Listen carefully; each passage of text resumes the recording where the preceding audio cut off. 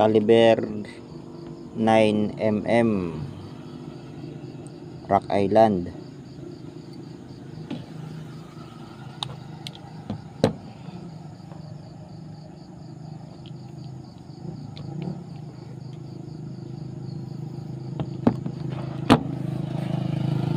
Bago nyo kalasin to,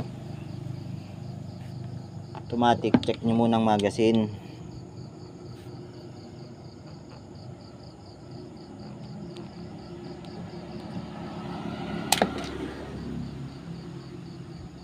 Limang laman. Ito yung bubuslogin for safety.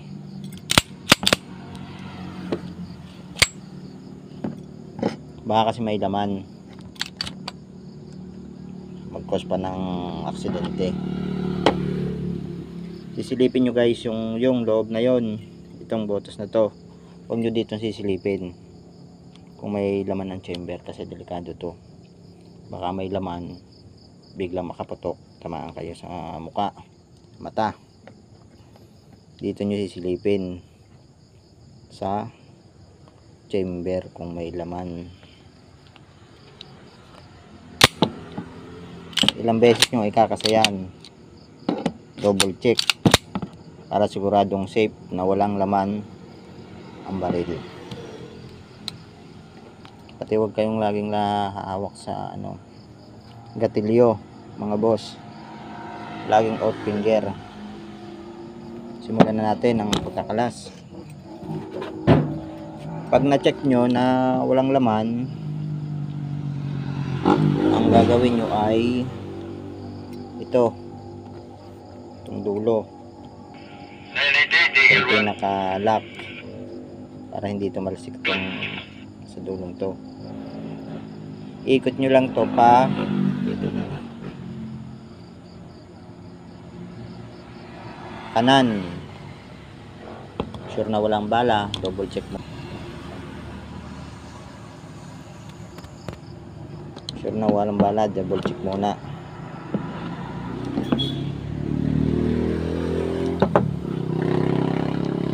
Na-check nyo na, pindutin nyo to, ang dulong to. Ayan, napipindot yan. Iingatan nyo kasi ito may spring. Biglang makatalsik, hindi nyo makita kung saan magtalsik. Pipindutin nyo to gamit ang hinlalaki. Kahit anong daliri pwede, basta mapindot nyo.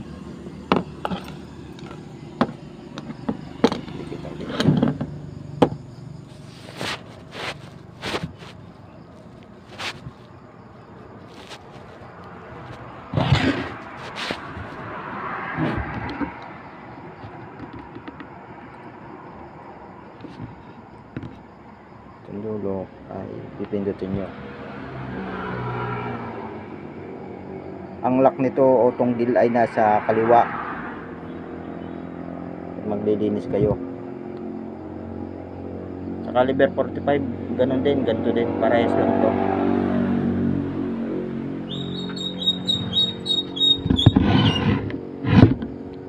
Pindutin.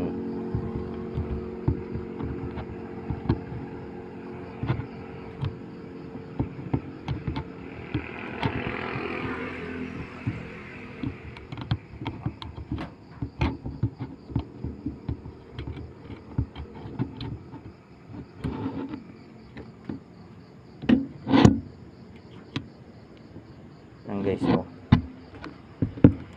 kaliwa mga boss, pag nakaharap doon ng lagyan ng magazine. Kaliwa pala pag nakaharap sa inyo ang lagyan ng magazine, sa kaliwa. Na doon kasi ang tunggol niyan sa kaliwa, wala sa kanan. Bubunutin nyo na to. Ito, ingatan nyo to, baka tumalsik, walang spring. Pag iikot nyo to dahan-dahan kasi ito ay may spring, natalsik to, baka mawala.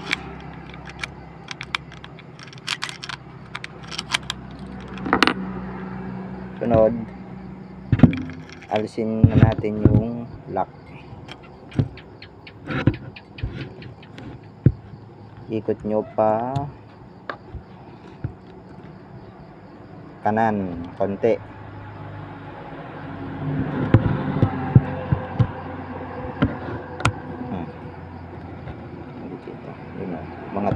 yung tunggig. Ikot yung pakanan. Yung mga ganan. Kanan. Dahan-dahan yung bunutin. Ito, ang laki niya, no? Aganan yan, aganan. Ano yan, no?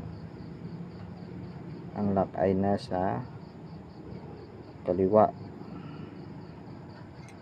Sa kaliwa.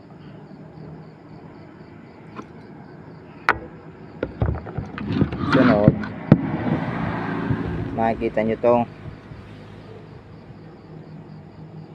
may maliit pa na uka yan. Maliit na uka kasunod dito. Yun, part na yun. Kita ba sa camera? Hindi masyado makita. Yung part na yun, maliit. Part na dito, maliit na uka. Doon yung itatapat ito. Itong dulong to, ito. Itong dulong to, ito. Itong taas na to. Nakatapat doon sa ukang yun. Para mahugot niya yung ayan. Tapat na.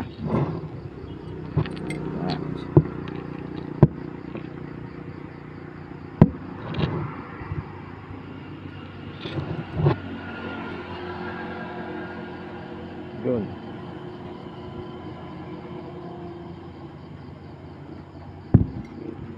Yang uka na yan, meron niya maliit.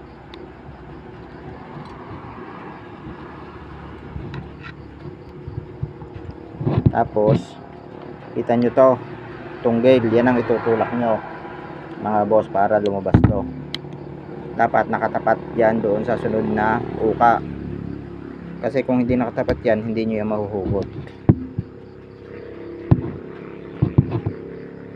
Dapat tapat na tapat. Ito makita mo siya, madilim. Yun, kita nyo umangat. Bunutin ngayon natin yan.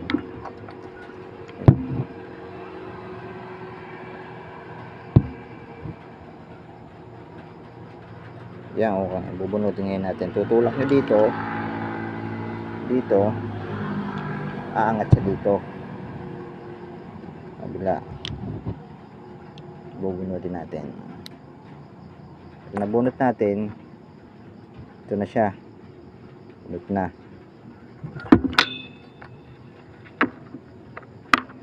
Saka nyo naman hihilahin sa harap itong kasahan.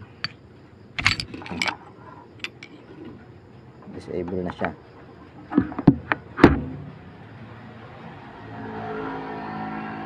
Ganun lang kadaling magkalas, guys. Tsaka magbalik, ganun lang din. Tatandaan nyo lang yung kinalas nyo. Ito, delikado makulbit. Nakaganon mga kalas, baka pumalo ito, masira itong hammer.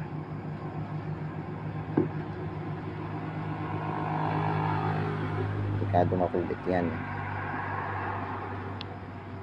Tabi mo natin yan sa tabi.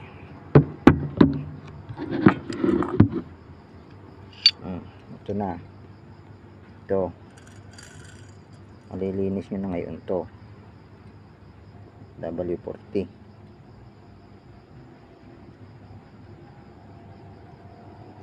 Wala naman yung langis na singer. Yan guys, oh. Pag magkakabit, dito nyo palulusutin ito. Ito, ang lock nito ay yan ang naglalak dyan. Yan ang naglalak dyan. Ito.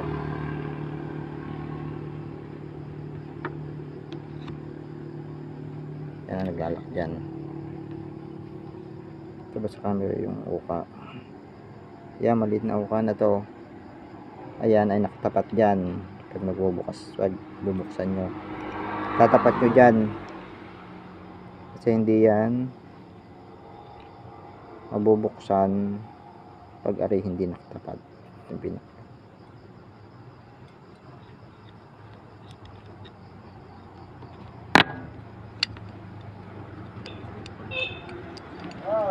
Okay.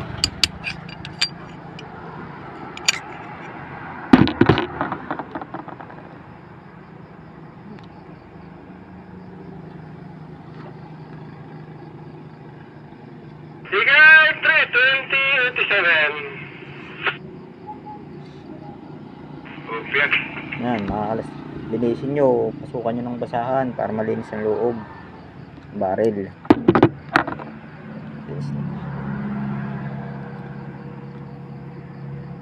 Ang pin yan, ito, hammer pin. Dito lang yan, tatanggalin itong padlock na yan.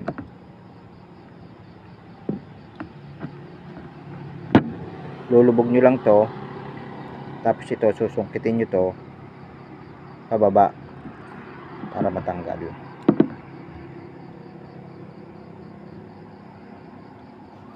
Duty kasi tayo sa trabaho, hindi masyadong makapag-display ng ayos, dami na daan. Ito yung lock dito nyo itatapat. Ano ba yan? Hindi yan nyo itatapat, hindi dito ha, hindi dito, dito sa isa, sa kasunod. Sa 45 ganun lang din. Babalik na natin, assemble na natin, bumalik. Ganun lang din, kung anong ganalas nyo, kung anong pagkalas nyo, ganun lang din pagbalik. Ito, ulos nyo dito. Ito, ulos nyo dito. Tapos ilusot. Ito, spring. Kaya pala hindi mahilang spring na mahigpit. So, hindi yan.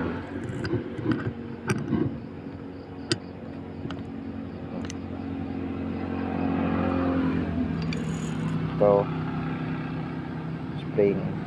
Ito lang dyan. Gawin lang.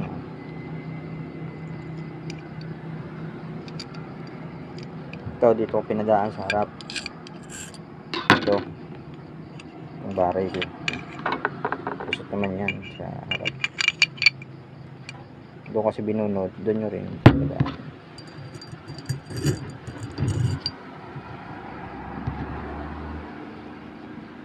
Kunin nyo na to.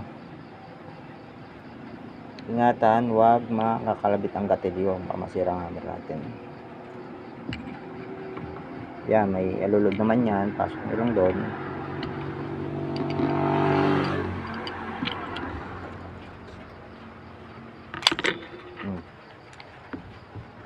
Okay, yung alulod na kanina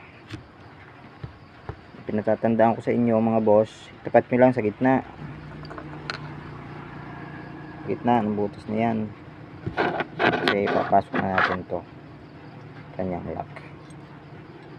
Dapat ito mahuhuli yung kanina tinuro ko, yung butas sa may barrel. Kita yan dito, nagalaw-galaw yun eh. Kita yun oh, galaw-galaw oh. Kailangan mahuhuli.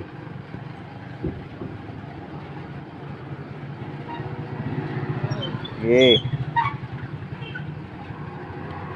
Yun o, ang butas. Suot nyo lang. Itapat nyo dito yung ukang yun. Uka na yung tapat nyo dito. Kasi yan dapat nakatapat dito. Tingnan nyo muna kung nahuli nga yung barrel. Okay, huli nga. Huli. Kasi kung hindi nahuli yan, itong lock, pag hinila mo to, mabubunot yan. Hindi. Ibig sabihin huli. Nahuli siya nitong lock natin. Tatapat lang natin to sa uka.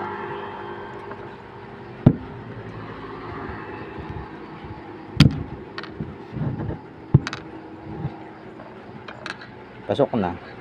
Yan o. Isip na ulit.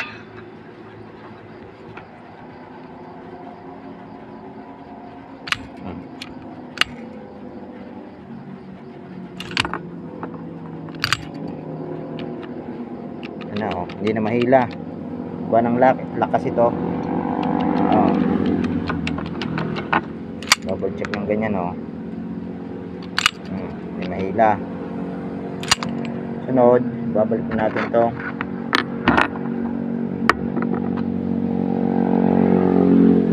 Ito, stabilizer.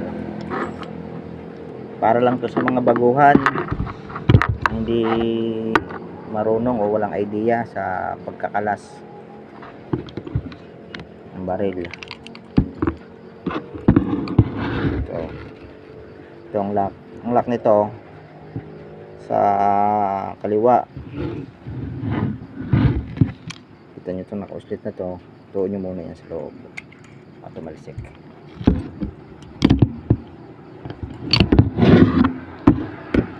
Tuon nyo muna sa loob.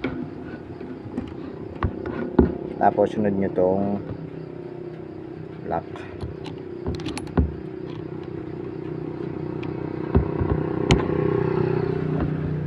Naka-side sa ano, sa kanan.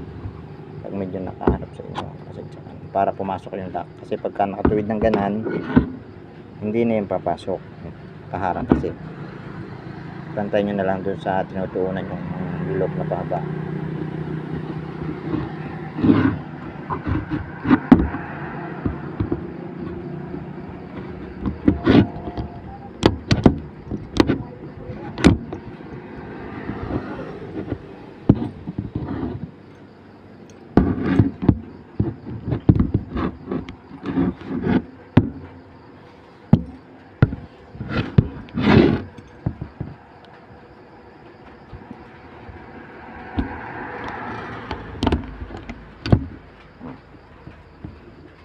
Kita sa video. Okay na, fix na, kabit na. Hindi masyado nakita sa video, wala kasi tayong tripod. Nakabili, wala pang budget. Kasan nyo ulit.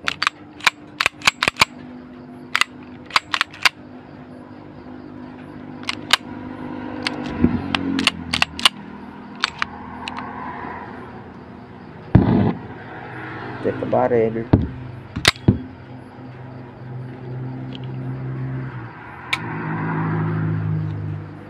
Okay na guys.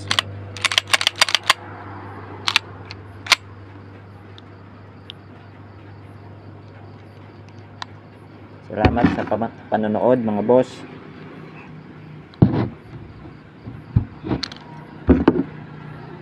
Ganun lang po ang pagkakalas para sa mga merong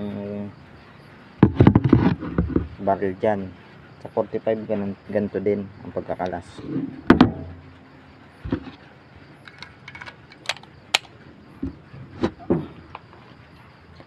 Ingat mga boss. Thank you.